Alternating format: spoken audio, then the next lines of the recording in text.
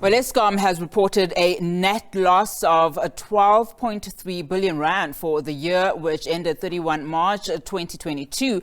The power utility says the financial loss is largely due to high finance costs and the usage of open cycle gas turbines to supplement generation capacity. Eskom has reduced its gross debt from 401 billion rand to 396 billion rand. Eskom outgoing CEO Andre De Ruyter says the parastatal's high debt remains unsustainable.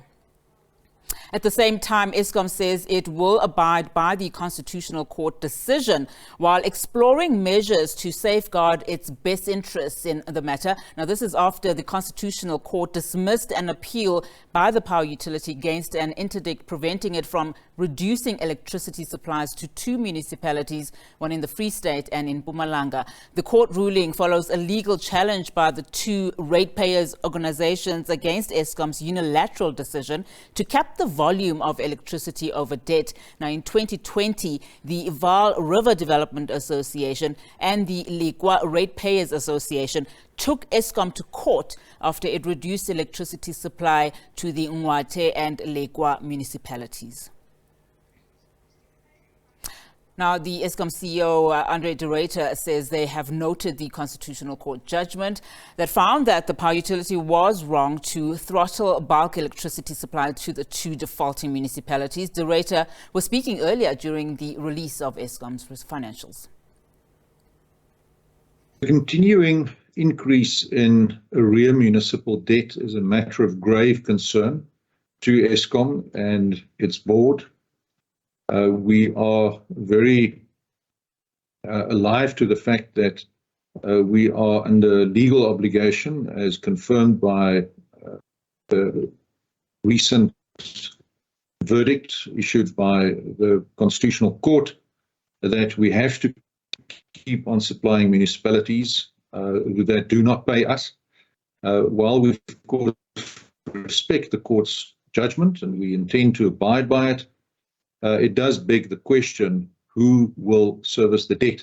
It creates enormous moral hazard for municipalities who are in many instances very poorly governed and who have displayed little intent to commence paying their debt or to address their arrears.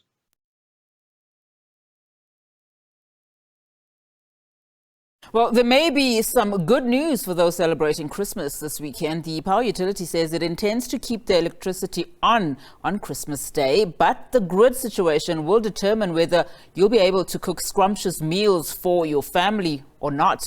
The power utility says it will decide on Sunday morning after observing how the system is performing. The country has been plunged into hours of darkness as the power utility battled to keep the lights on due to plant breakdowns. South Africans are currently on stage 4 load shedding. It is our intention not to have load shedding. However, we will evaluate and monitor the system, up to Sunday morning, and then very early on Sunday morning, then make a decision.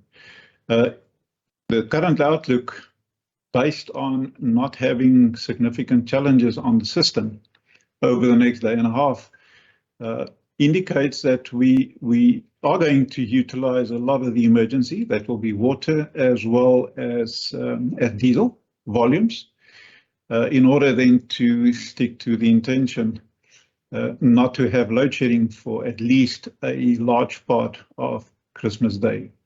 So that is the current outlook for Christmas, that is Sunday the 25th. Now, Sigunati, there's very little else to add, but I am going to repeat a few things, the current outlook for the next month and perhaps the next 3 months.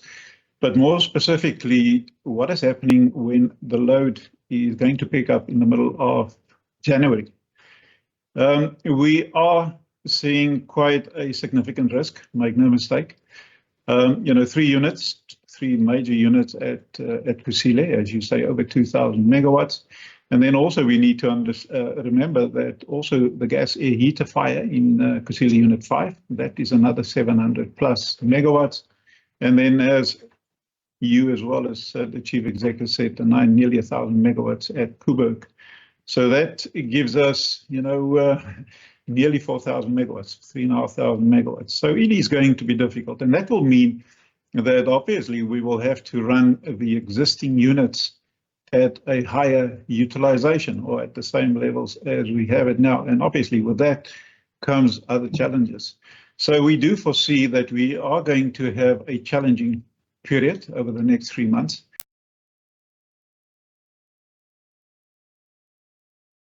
Just to talk on primary energy, the key increase in primary energy of 15% is on the back of the performance of generation, resulting in much more expensive sources of supply being utilized in the form of our open cycle gas turbines, our diesel production. That comes at a much more higher cost, and that has resulted in an increase in primary energy year on year from 116 billion to 132 billion.